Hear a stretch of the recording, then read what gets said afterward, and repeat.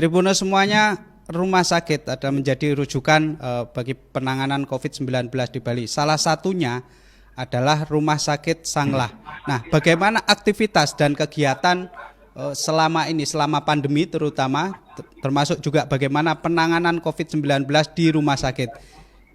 Untuk itu kepada Bapak Dr. Iwayan Sudana MKes, Dirut atau Direktur Utama RSUP Sanglah untuk memberikan penjelasan, mungkin presentasi kepada peserta FGD kali ini. Silakan. Ya, terima kasih Pak Kambali. Saya waktunya berapa menit Pak Kambali? 10 menit. 10 Pak menit Dokter. ya. Okay. Jadi mungkin tidak sampai ya, nggak apa-apa. Jadi di sini kebetulan saya baca jadwalnya itu terkait dengan tenaga kesehatan di Bali. Mungkin kami di Rumah Sakit Sanglah akan cerita bagaimana perjalanan penanganan COVID di Rumah Sakit Sanglah. Tapi sebelumnya saya kira terima kasih, apresiasi kepada Tribun karena pada saat ini dapat menyelenggarakan terkait dengan Hari Pahlawan yang hari ini kita masih semangat kita, semangat pahlawan, semangat kemerdekaan, dan langsung dikaitkan dengan tenaga kesehatan yang pada saat ini tentunya kita berjuang melawan, lepas, sembuh dari sakit, dan tentunya harapannya pandemi COVID-19 itu cepat berlalu. Terima kasih Pak. Kembali Bapak Ibu narasumber yang kami hormati beserta seluruh peserta yang kami hormati, dari Rumah Sakit Sanglah kami akan menyampaikan bahwa begitu pertama ada pandemi COVID ya, awalnya COVID gitu ya. Jadi ada kasus COVID di Wuhan.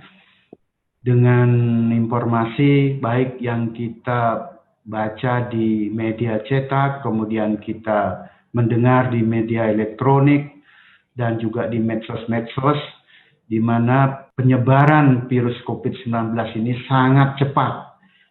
Tidak mengenal wilayah, tidak mengenal umur, kemudian dengan cepat bisa menularkan kepada orang lain. Tentunya kami berpikir pasti pada suatu saat akan sampai di Sanglah, akan sampai di Bali. Dan benar, kita Rumah Sakit Sanglah, kalau tidak salah pada tanggal 22 Januari, itu sudah merawat pasien dengan gejala sangat mirip seperti gejala COVID-19. Nah, pada saat itu tentunya kita belum bisa dengan cepat mengatakan itu pasien COVID-19, karena sebagai tes laboratorium PCR-nya waktu itu masih di pusat Balitbangkes, yang tentunya membutuhkan waktu yang cukup lama untuk kita bisa tahu hasil dari tes PCR tersebut. Tapi pada tanggal 22 Januari tersebut ada 4 orang, saya masih ingat, 2 orang diantaranya adalah warga China, kemudian 1 orang warga Meksiko, dan 1 orang lagi WNI yang kebetulan merupakan tour leader dari perjalanan biro wisata dari luar. Nah, dengan demikian ini baru pertama kali dan langsung 4, dan pada saat itu kita kebetulan hanya punya 4 tempat tidur yang tentunya spesifikasinya adalah isolasi yang bertekanan negatif. Tentunya dengan cepat juga ada informasi yang tentunya bertambah gejala-gejala pasien yang mirip dengan COVID-19. Kita langsung merubah ruangan dan menambahkan tempat tidur ruang isolasi COVID-19 dari 4 menjadi 18 dan langsung penuh. Kemudian kita juga tambah lagi, saya masih ingat dari 4, 18, dari 18 menjadi 34, 71, dan sampai hari ini 127 tempat tidur.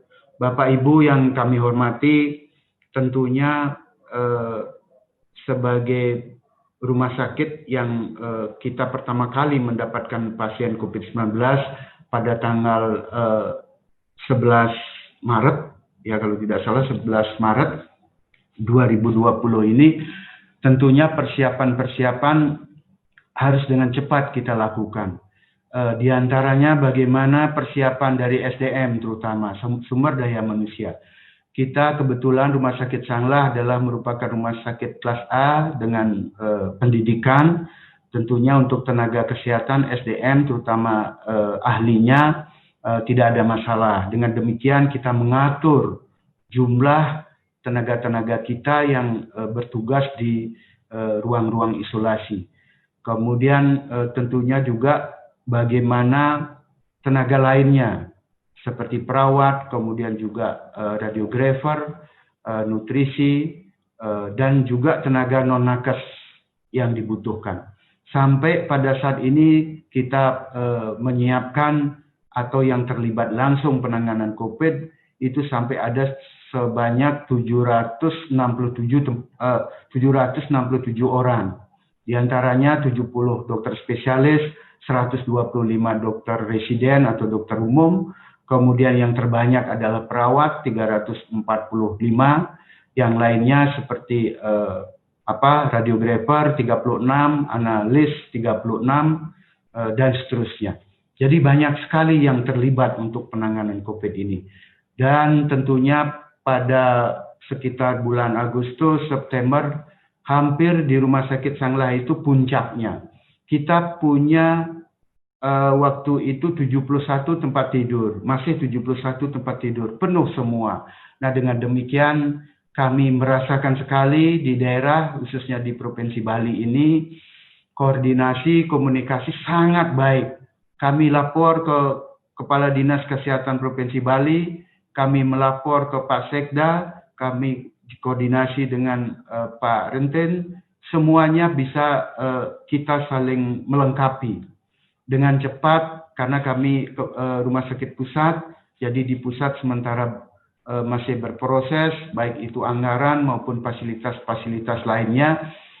Di daerah di Provinsi Bali ini dengan cepat kami mendapat support. Jadi support yang pertama termasuk tenaga analis, kemudian peralatan-peralatan, dan terutama yang pada saat itu awal-awal yang sangat langka adalah masker, ya, APD, sangat langka. Dan kami terima kasih kebetulan tadi Pak BPBD, ya, Pak Renten ada. Terima kasih, dengan cepat juga kami disupport masker N95. Masih ingat waktu itu habis betul-betul di Rumah Sakit Sanglah, dan katanya masih ada sisa dari persiapan Gunung Agung waktu itu, langsung di drop ke Rumah Sakit Sanglah. Nah, jadi situasi seperti ini saya kembali ingat tadi Pak Sekda, bagaimana hari ini adalah Hari Pahlawan, kemudian dikaitkan dengan semangat kemerdekaan, karena pahlawan itu biasanya juga terkait dengan semangat kemerdekaan, kemudian semangat tenaga medis. Di sini teman-teman kami yang langsung berjuang, tadi Pak Sekda menyampaikan, merupakan garda terdepan, dan kami tambahkan sebagai benteng pertahanan terakhir, tentunya terus berjuang tanpa mengenal lelah, karena bagaimana kita mengatur ritme jumlah tenaga yang harus kita terjunkan, karena sampai saat ini kita belum tahu pasti kapan masa pandemi COVID ini berakhir. Nah, dengan jumlah tenaga yang ada tentunya kita atur, ritmenya, jumlahnya kita atur, jam jaganya kita atur, kemudian juga bagaimana proteksi terhadap mereka kita betul-betul perhatikan sehingga keberlangsungan pelayanan penanganan COVID ini bisa terus berjalan dengan baik. Karena apa? Karena kalau sampai tenaga kena, jadi pengalaman kami kebetulan Rumah Sakit Sanglah pun kami terus terang dengan ketat sudah kita atur supaya ada proteksi sehingga tidak sampai terpapar, tapi kenyataannya tetap beberapa teman-teman kami ada yang terpapar COVID-19, baik itu dokter, perawat, dan lain sebagainya. Tapi inilah sekali lagi dengan semangat kebersamaan, kemudian semuanya itu kita atur, kita saling support, kita bersyukur sampai saat ini semua pelayanan bisa berjalan dengan baik dan lancar. Bapak Kambali, tentunya juga saya informasikan bahwa Rumah Sakit Sanglah hari ini, jadi sebenarnya sudah sekitar 2 minggu terakhir ini, 2-3 minggu terakhir ini, untuk pasien-pasien itu sudah mulai terkendali. Di sini kelihatan sekali bor bed occupancy rate, tingkat hunian pasien itu sekarang itu sekitar rata-rata 40%. Hari ini 39, sekian persen. Kemarin ya rata-rata 40%. Ini menunjukkan bahwa penanganan pasien COVID-19 di Bali, khususnya di Rumah Sakit Sanglah, tentunya bisa terkendali, dan tentunya saya kira kami Rumah Sakit Sanglah siap ketika ada kasus-kasus baru yang memerlukan perawatan. Nah, kenapa ini bisa seperti ini? Karena tentunya di bawah koordinasi Pak Kadis Provinsi, kemudian juga arahan dari Pak Gubernur, Pak Sekda, dengan cepat bisa kita berkoordinasi, berkomunikasi dengan teman-teman di rumah sakit daerah. Terima kasih semuanya, rumah sakit daerah, juga rumah sakit swasta, semua semangatnya sama, semangat pahlawan, semangat untuk bagaimana berperang melawan COVID-19 sehingga kita bisa keluar sebagai pemenang. Itu dengan cara semua berpartisipasi, ada dorongan untuk kemanusiaan sesuai dengan tugas profesi, itu semua rumah sakit menambah tempat tidur. Kemudian tidak hanya itu, kita berbagi tugas dan sepakat untuk rumah sakit di daerah, untuk kasus-kasus ringan, sedang, kemudian kita di Sanglah, kasus-kasus yang berat dan kritis. Nah, saya kira dengan pembagian tugas seperti ini, semangat kebersamaan, semuanya bisa kita lalui dengan baik. Dan kita berharap ini tetap bisa berlangsung, berlanjut, terus kerjasama, semangat seperti ini, dan tentunya pada akhirnya kita keluar sebagai pemenang dalam memerangi pandemi COVID-19 yang tentunya sampai saat ini kita belum bisa memastikan kapan berakhir. Saya kira demikian singkat kami sampaikan, Pak Kambali. Untuk selanjutnya nanti mungkin lebih banyak lagi dalam diskusi-diskusi. Terima kasih, kami kembalikan Pak Kambali waktunya. Yeah. Terima kasih Dr. Iwayan Sudana, MKes, Direktur Utama RSUP Sanglah. Jadi tenaga medis merupakan garda terdepan, benteng pertahanan terakhir, dan ada beberapa tenaga medis yang terpapar COVID-19.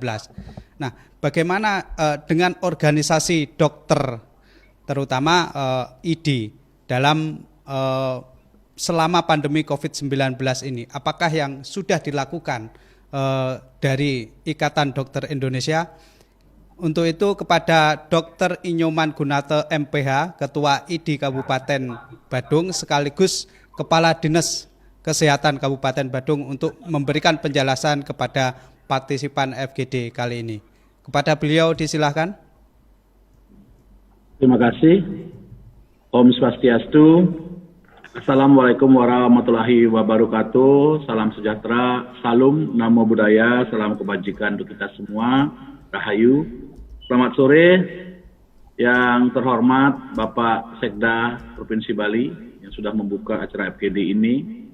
Yang kita hormati bersama Bapak Kadiskes Provinsi Bali, Pak Alaksa BPD Provinsi Bali, Bapak Dirut Sanglah, para narasumber yang sudah pernah hadir, dan Bapak Ibu semuanya peserta FGD di sore ini. Yang pertama, kami mewakili teman-teman ini mengucapkan terima kasih kepada Tribun sudah diundang ikut dalam FGD ini, dan saya mewakili ID Cabang Badung ikut urun rembuk dalam memberikan materi pada sore ini. Jadi kalau kita lihat bagaimana peranan dokter dalam masa pandemi ini, bagaimana semangat dan jiwa pengabdian dokter di era pandemi ini, sebenarnya kita tidak bisa lepaskan dari sejarah kelahiran daripada dokter dan organisasi dokter itu sendiri di Indonesia. Kelahiran organisasi ID itu tidak terlepas dari sejarah perjuangan bangsa Indonesia. Jadi kalau kita runut kembali ke belakang, kita lihat sejak mulai berdirinya Stovia di 1898 dengan lulusan-lulusan seperti Dr. Gunawan Mangunkusumo, Bapak Dr. Cipto Mangunkusumo, Dr. Sutomo, itu melahirkan organisasi-organisasi perjuangan baik Budi Utomo maupun Indonesia Party yang memang memperjuangkan kesejahteraan maupun kemaslahatan daripada rakyat Indonesia. Nah, kalau kita lihat ID itu berasal dari sana, mulai terbentuk di tahun 1911 dalam zaman Hindia Belanda, kemudian di tahun 1940 dilakukan kongres pertama, organisasi dokter yang masih menggunakan nama kebelandaan, ya, nama Belanda. Dan di tahun 50, di 30 Juli 50, kita lihat Persatuan Tabib Indonesia dan Perkumpulan Dokter Indonesia itu setuju untuk melakukan muktamar, yaitu Muktamar Dokter Warga Negara Indonesia yang ditindaklanjuti dengan muktamar pertama Ikatan Dokter Indonesia di 22 sampai 25 September di tahun 50 dengan melahirkan Prof. Sarwono Prawiro Harjo sebagai Ketua ID yang pertama, diresmikan di Akta Notaris di tanggal 24 Oktober 50, sehingga tahun ini genaplah ID berusia 50 tahun. Nah, dalam perkembangan 50 tahun ini, milestone apa sih yang ID perjuangkan demi kesejahteraan masyarakat Indonesia? Kalau kita lihat mulai muktamar yang pertama di tahun 50, kemudian lahirnya Majalah Kedokteran Indonesia di tahun 51, kemudian yang tidak kalah penting kita ingat adalah di tahun 69 sudah mulai lahir Kode Etik Kedokteran Indonesia yang terus mengalami perbaikan-perbaikan mengikuti perkembangan zaman, termasuk nanti di tahun 2012 yang menjadi panduan nanti kita dalam memberikan pelayanan kepada masyarakat. Kemudian kalau kita lihat di Kode Etik Kedokteran Indonesia di pasal 12-nya menyebutkan dalam melakukan pekerjaannya seorang dokter wajib memperhatikan keseluruhan aspek pelayanan kesehatan, baik bersifat promotif, preventif, kuratif, dan rehabilitatif, baik fisik maupun psikososial, kultural pasiennya, serta berusaha menjadi pendidik dan pengabdi sejati masyarakat. Nah, ini bisa kita lihat, bisa dilihat di pasal 12 ya. Nah, kalau kita kaitkan dengan situasi sekarang di masa pandemi, bagaimana peranan dokter di masa pandemi ini? Bisa dilihat di dua slide berikutnya, yaitu dua slide berikutnya, Mas Kambali. Yeah. Yang di bagannya itu. Slide berikutnya. Ya, nah yang ini. Ya, ini. Ya, kalau kita lihat secara umum kan penanganan COVID itu kita harus berpikir bagaimana peranannya di hulu, bagaimana penanganan di tengah, dan bagaimana penanganan di hilir. Kalau kita di hulu, apa yang kita harus kuatkan? Penguatan implementasi protokol kesehatan. Melalui apa? Melalui mitigasi, sosialisasi, edukasi, dan penegakan hukum. Di hulu ini meliputi semua sektor yang terkait. Kesehatan berperan di sini dalam protokol kesehatannya, penerapan promosi kesehatannya, dokter-dokter berperan di sini, ID berperan di sini, demikian juga dengan BPBD, demikian juga sektor yang lain, penegakan hukum, lintas sektor, TNI Polri berperan. Kemudian di tengah, bagaimana kita melakukan seperti yang sekarang kita gencarkan, yaitu memperluas tracing dan meningkatkan jumlah testing yang memenuhi standar-standar. Ini yang harus kita lakukan saat ini, dan ini membutuhkan peranan semua sektor, tidak hanya kedokteran, tidak hanya teman-teman dokter, tapi juga karena profesi kami, dari sudut pandang ini, profesi kami adalah profesi yang kolaboratif, harus bekerja sama dalam suatu peranan yang setara untuk mencapai tujuan kita mencegah penularan atau penyebarluasan dari COVID itu sendiri. Kemudian di hilir, bagaimana treatment yang kita bisa berikan semaksimal mungkin, kemudian memberikan output yang jelas dan outcome yang jelas juga untuk peningkatan kualitas kesehatan di masyarakat. Di segala sektor ini, baik di hulu, di tengah, di hilir, dokter-dokter mempunyai peranan yang sangat maksimal. Seperti yang dikatakan Pak Sekda tadi, dan Pak Direktur Rumah Sakit Sanglah, di depan sebagai garda terdepan, di belakang juga bisa sebagai benteng terakhir. Tapi tentu harus kita ingatkan juga bahwa tidak bisa bekerja sendiri. Harus bekerja kolaboratif dengan semua sektor-sektor lainnya, sehingga yang menjadi tujuan kita bersama, pandemi ini bisa berakhir secepatnya, sehingga kita pulih. Karena apa? Kenapa kita bertujuan untuk secepatnya pulih? Tidak hanya kami dokter, semua berharap seperti itu, pandemi segera berlalu. Kenapa? Kita lihat pada slide berikutnya. Dampak pandemi ini pada nakes apa sih? Nah, nakes dan khusus di Badung kami punya data, sudah 235 orang yang terpapar dengan COVID, di mana 27 orang ini adalah dokter. Nah, dari 235 orang nakes ini, 1 orang bidan kami yang kerja di puskesmas meninggal, walaupun awalnya COVID, setelah dirawat beberapa hari di RSPTN, COVID-nya sudah negatif, tapi yang bersangkutan meninggal. Tapi ada juga bidan kami yang dari Mengui yang tugas di Klungkung yang meninggal. Untuk dokternya ada 27 orang yang terpapar, tapi setungkara tidak ada yang berat, tidak ada yang sampai perlu dirawat khusus. Kemudian kalau usus dokter sendiri sampai 4 Oktober sudah 130 orang yang meninggal seluruh Indonesia. Tapi kalau data terakhir yang dibilang Mas Kambal itu sudah di angka 200-an ya. Ini membuktikan memang risiko ini sangat tinggi untuk kami-kami di tenaga kesehatan, baik dokter, perawat, bidan, maupun teman-teman yang melakukan surveillance di masyarakat.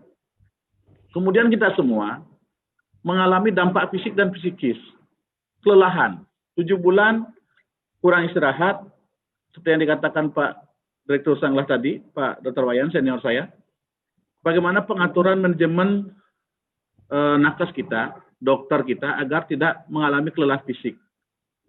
Ini menjadi sangat penting. Tapi bagaimanapun selama 7 bulan ini konsentrasi kita semua mengarah bagaimana kita mengatasi dampak pandemi ini sangat juga berpengaruh pada fisik kita. Dan terbukti di bulan Agustus dan September, angka terpaparnya teman-teman nakes dan dokter itu cukup tinggi.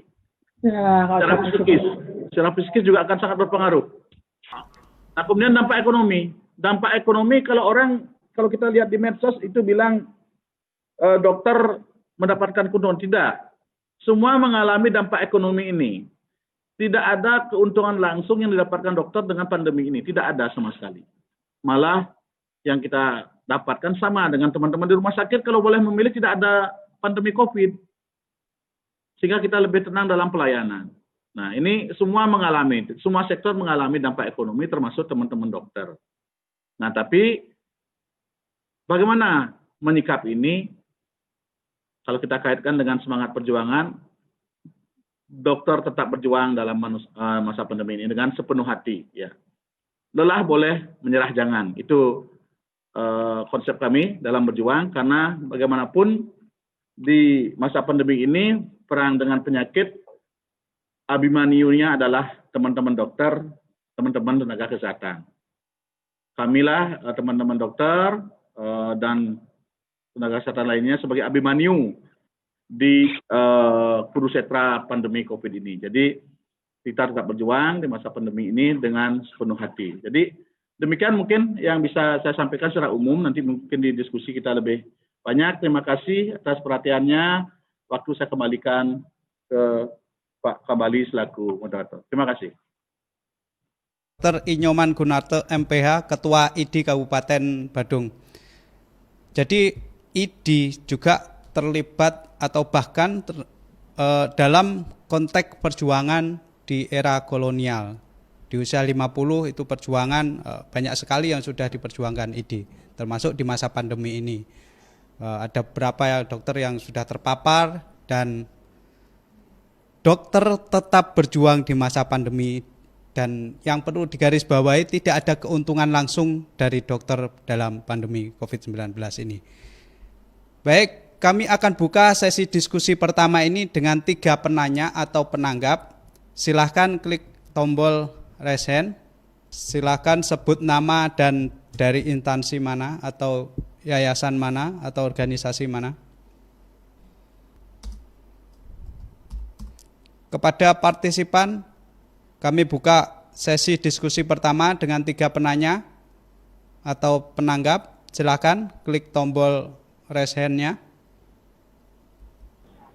Silakan Dr. Arya. Ya, terima kasih Mas Hambali. Saya Dr. Arya dari Singaraja. Instansi RSUD Buleleng dan anggota dari ID Buleleng. Saya ingin memberikan pertanyaan untuk senior saya, Dr. Gunarto dan Dirut RSUD Sanglah. Saat ini ada begitu banyak tantangan kita, tidak hanya seperti tadi tekanan psikologi dalam menghadapi pandemi ini akan risiko terpapar, kemudian kelelahan fisik, kecemasan. Namun saat ini kita juga berhadapan dengan banyaknya miskomunikasi dengan masyarakat. Dan bahkan miskomunikasi ini menjadi sedemikian runcing dan tidak produktif tidak memberi manfaat yang sangat merugikan. Nah, mohon saran senior, mungkin ada identifikasi bagaimana banyaknya miskomunikasi ini bisa terjadi dan bagaimana upaya kita untuk agar masyarakat memiliki persepsi yang sama dengan apa yang kita pikirkan, bahwa katakanlah ini penyakit berbahaya, mudah menular, kemudian jenazah yang COVID harus betul-betul ditangani dengan protokol dan sebagainya. Terima kasih, saya kembalikan waktunya. Terima kasih Dr. Arya dari RSUD Buleleng. Kemudian apakah ada yang bertanya? Dari Imade Sumerto dan Ibu Eka Kurnia Dewi. Ke Pak Made dulu, silahkan disebutkan nama dan dari mana, kemudian ditujukan kepada siapa. Terima kasih saudara moderator. Pak, bisa didengar suara saya dengan baik? Sudah didengar Pak, silahkan. Oke, terima kasih. Nah, pertanyaan ini mungkin akan saya lebih tepat saya sampaikan kepada Bapak Kepala Dinas ya, Bapak Dr. Keteswarjaya. Selama mungkin akhir hari ini, kalau salah juga kami mendengar bahwa apa yang dikatakan oleh salah satu staf kepresidenan, bahwa katanya ya di Indonesia ini ada mafia rumah sakit dalam penanganan COVID-19. Apa benar seperti itu? Sehingga kami ingin mendapatkan klarifikasi dari pihak-pihak yang berwenang untuk menyampaikan atau memberikan penjelasan. Terima kasih Pak Moderator. Terima kasih Pak Made. Pertanyaan ditujukan kepada Kepala Kadinkes Bali, Provinsi Bali. Nanti akan kita sampaikan setelah materi dari Pak Kadinkes. Kemudian penanya ketiga dari Ibu Eka Kurnia Dewi, silakan.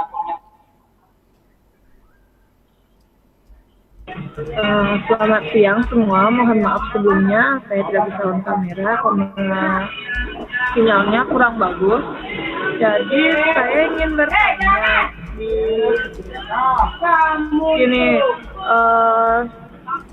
bagaimana dari mana, Bu? Cara atau dari Stikes Buleleng. Stikes Buleleng. Pertanyaan ditujukan kepada kepada IDI. Nggih. Saya ingin bertanya bagaimana cara atau solusi dari Bapak terkait pada pandemi ini untuk kami para mahasiswa bisa melakukan proses pembelajaran sedangkan aturan dari pemerintah bahwa dilarang untuk kumpul-kumpul. Dan sedangkan banyak mahasiswa yang tinggal di pedesaan yang minim dengan sinyal. Bagaimana caranya kita biar bisa efektif untuk mengikuti perkuliahan? Terima kasih. Nggih, terima kasih Ibu Eka Kurniadewi dari Stikes Buleleng. Baik, ada 3 penanya sebenarnya. Jadi yang pertama adalah Dr. Arya dari ID Buleleng. Yang pertanyaannya ditujukan kepada Dr. Gunarto dan Dr. Iwayan Sudana. Pertanyaannya yaitu tentang miskomunikasi di masyarakat tentang penanganan COVID-19, bagaimana cara identifikasinya dan bagaimana supaya tidak terjadi informasi antara tenaga kesehatan dan masyarakat. Silakan kepada Dr. Iwayan Sudana untuk memberikan penjelasan. Terima kasih Pak Kambali, Pak Dr. Arya dari Singaraja, nggih. Ya, tadi sebenarnya sekilas sudah disampaikan baik itu Pak Sekda, Pak Dr. Gun dari ID Badung dan saya sendiri juga sekilas bahwa dalam hal penanganan COVID-19 ini tentunya kita tidak bisa berdiri sendiri.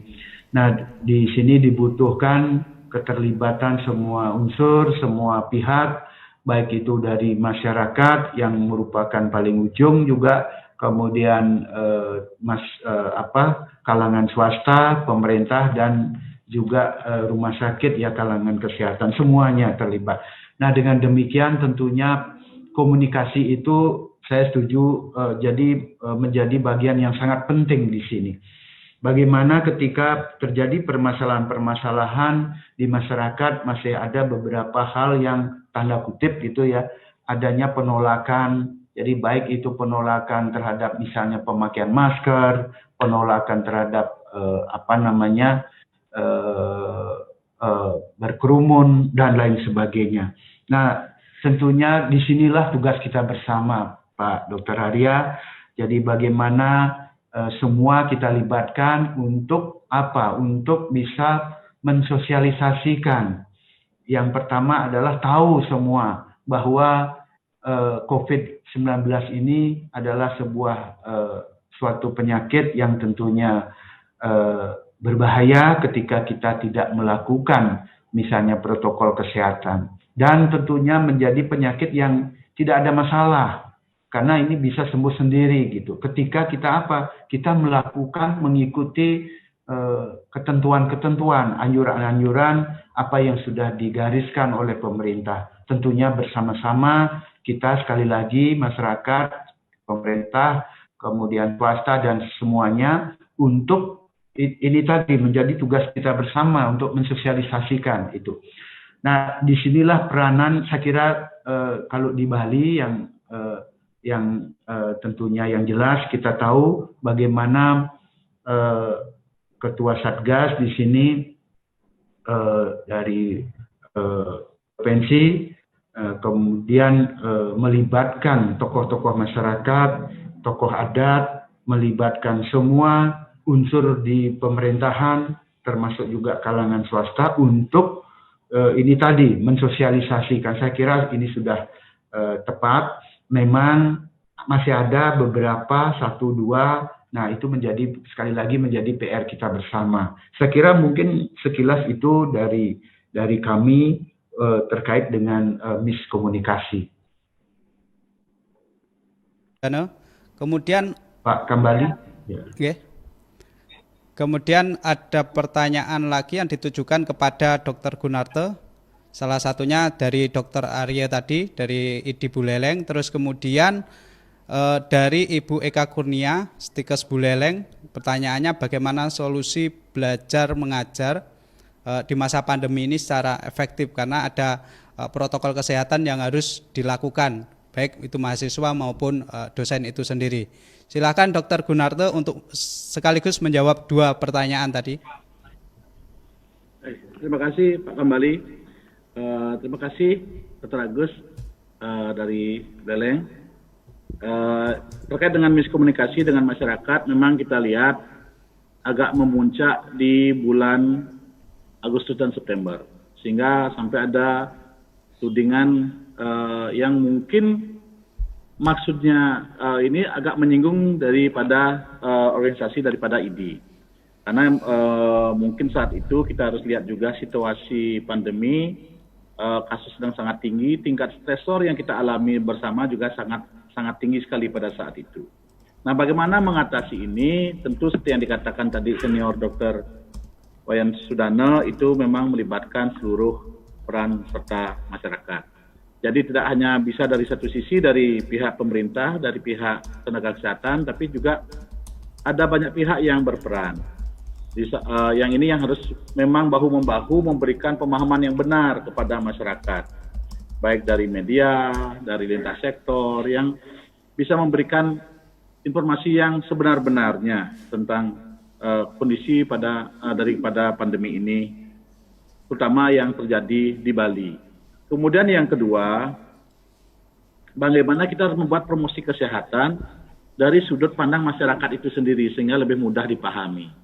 Kadang-kadang kita membuat suatu promosi kesehatan itu mengacu kepada sudut pandang pengambil kebijakan, sudut pandang dari orang kesehatan, sehingga ini kadang-kadang pemahamannya tidak begitu secara utuh bisa dipahami. Sehingga kami di sini bisa kami berikan contoh bekerjasama dengan kepolisian, kami membuat suatu promosi kesehatan dengan melibatkan figur-figur masyarakat dan dengan bahasa mereka.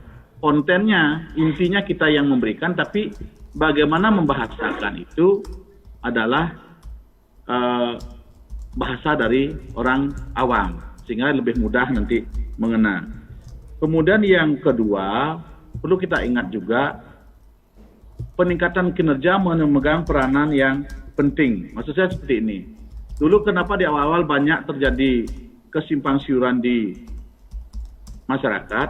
Karena waktu itu untuk menunggu hasil lab saja, PCR itu lama, bisa 3 hari, 5 hari, sehingga ini menimbulkan ketidakpastian di masyarakat. Tapi kalau kinerja lab kita ini sekarang sudah bisa kita tingkatkan, pagi diperiksa, sore mereka sudah tahu hasilnya, ini akan memberikan kepastian yang sangat signifikan kepada masyarakat, meningkatkan kepercayaan pada kinerja kita di kesehatan, sehingga ini mengurangi bias informasi di masyarakat. Dan bersyukur saat ini di bawah koordinasi oleh Dinas Kesehatan Provinsi, hampir di semua kabupaten yang tingkat infeksiusnya tinggi sudah tersedia lab PCR, termasuk di Badung. Di Beleng mungkin sudah ya ada terarea, di Buleleng kayaknya sudah terinstall dari waktu ini. Jadi kita harapkan dengan kinerja yang meningkat ini memberikan kepastian kepada masyarakat sehingga misinformasi yang terjadi bisa kita tekan semaksimal mungkin. Kemudian yang ketiga, perlu dibuat suatu terobosan-terobosan terkait dengan edukasi kepada masyarakat ini. Jadi misalnya yang mungkin lebih bisa masuk ke masyarakat. Sebagai contoh, mungkin kami minggu depan, mudah-mudahan sudah keluar NISBN-nya, kami menggandeng seluruh satgas di desa, Dr. Ariel.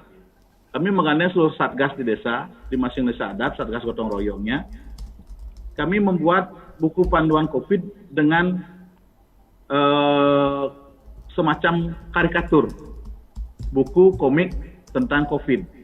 Sehingga kalau kita berikan SOP, bagaimana men-tracing, bagaimana nanti melakukan mitigasi, susah mereka baca, tapi dengan komik mungkin mereka lebih cepat paham. Jadi kami dalam proses cetak menunggu nomor NISBN, kalau sudah clear kami akan bagikan komik-komik ini ke satgas-satgas desa. Sehingga kami harapkan kalau kita di dokter, ID, dinas kesehatan, rumah sakit mungkin agak susah menjangkau sampai ke masyarakat, kita berdayakan masyarakat melalui satgas-satgas desa. Itu mungkin strategi-strategi yang mungkin ke depan peningkatan kinerja kita akan memberikan dampak yang sangat positif pada berkurangnya atau menurunnya misinformasi di masyarakat. Itu Oke. yang untuk Dr. Alia. Untuk yang dari Mbak Eka Ya. Kurnia Dewi dari Istika Buleleng, ini memang problemnya anak mahasiswa ya Mbak Eka ya. Tapi kalau kita lihat yang dipandu oleh 3M-nya itu kan adalah satu, memakai masker dengan benar seperti tadi iklan yang ditampilkan dengan Pak Doni Monardo sebagai bintangnya. Kemudian yang kedua adalah rajin mencuci tangan, 3M-nya itu, di air mengalir atau menggunakan hand sanitizer. Dan yang tiga, menjaga jarak aman. Kalau memang masalahnya ini adalah di bagaimana mendapatkan sinyal yang bagus, mungkin selama 3 poin ini bisa dilakukan, kenapa tidak?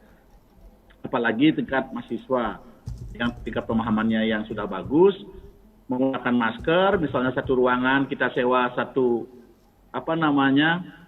penyedia layanan internet yang bagus, satu ruangan kita bisa jaga jaraknya 1,5 meter, dalam ruangan tetap memakai masker, kenapa tidak? Itu mampu mengurangi biaya, efisiensi, sekaligus kita mendapatkan sinyal internet yang bagus. Tentu menggunakan internet yang di daerah tersebut bandwidth-nya cukup kuat dengan biaya yang minimal. Dengan cara apa? Mungkin yang tadinya satu ruangan dipakai untuk 50 orang, sekarang diisi oleh 10 orang. Bisa terjaga, protokol kesehatan bisa berjalan dengan baik dengan menggunakan ventilasi alami, sehingga jalan keluar yang cerdas seperti ini yang harus dilakukan oleh mahasiswa. Beda dengan situasinya dengan kami di Badung, karena di Badung hampir di setiap banjar, setiap sekolah itu WiFi sudah ada, sudah bisa diakses dengan baik. Memang untuk daerah-daerah yang belum, itu perlu jalan keluar yang mana kita bisa mendapatkan benefit yang cukup, tapi biayanya juga masih bisa terjangkau dengan baik. Kemudian yang kedua, itu sepertinya ada skema bantuan yang diberikan untuk siswa berupa pulsa dengan mengakses link tertentu. Karena kenapa saya tahu? Karena anak saya sendiri bisa mengakses link tersebut dengan bantuan pulsa dari pemerintah. Nah, ini yang mungkin untuk mahasiswa perlu juga dipikirkan oleh pemerintah daerah. Kalau untuk di Badung mungkin sudah bisa sampai ke tingkat desa internetnya. Mungkin untuk pemerintah daerah yang lain bisa dilakukan suatu inovasi di bidang teknologi. Mungkin demikian Pak Kamali, terima kasih. Terima kasih Dr. Gunarto atas penjelasannya. Yaitu paling tidak supaya tidak miskomunikasi antara tenaga kerja, tenaga kesehatan dan masyarakat, dibutuhkan satu bahasa yang kemudian bisa diterima secara umum dalam masyarakat.